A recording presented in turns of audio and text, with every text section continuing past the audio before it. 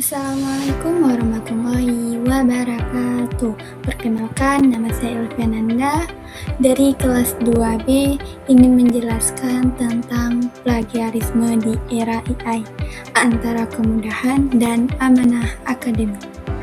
Latar belakang perkembangan Artificial Intelligence atau AI membawa perubahan besar dalam dunia pendidikan. Mahasiswa kini dapat dengan mudah mencari informasi, menyusun tulisan, dan merangkum materi.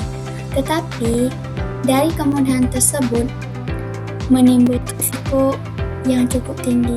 Contohnya, di mana mahasiswa sekarang bergantung pada AI.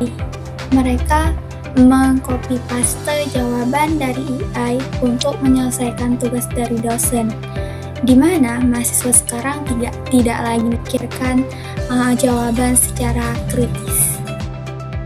Pengertian plagiarisme adalah tindakan mengambil karya, ide, atau tulisan orang lain tanpa mencantumkan sumber, mengakuinya sebagai milik sendiri. Contohnya seperti yang kita bilang tadi, copy paste tugas dari internet, menggunakan jawaban AI tanpa perubahan, dan tidak mencantumkan sumber. AI dan potensi plagiarisme. Di era AI, plagiarisme dapat terjadi karena kemudahan akses internet yang pertama, kedua, ketergantungan pada teknologi, dan kurangnya pemahaman etika akademik.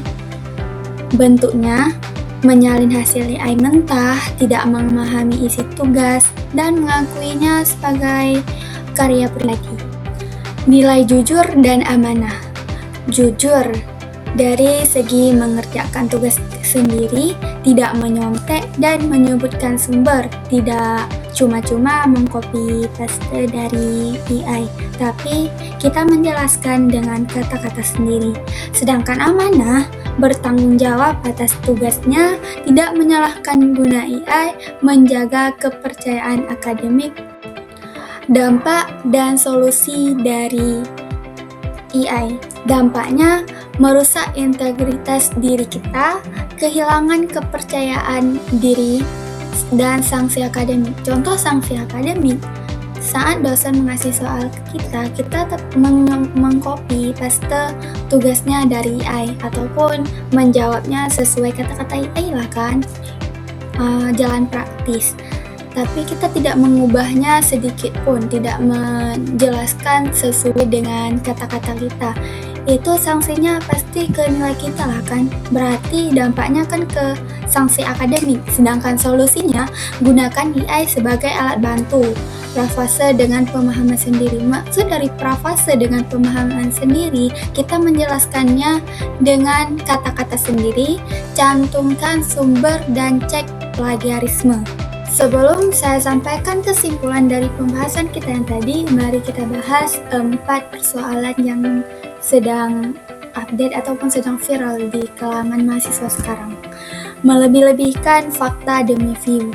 Melebih-lebihkan fakta demi view yang tentunya tidak dibenarkan dalam Islam dan melanggar nilai kejujuran, dapat menyesatkan audis.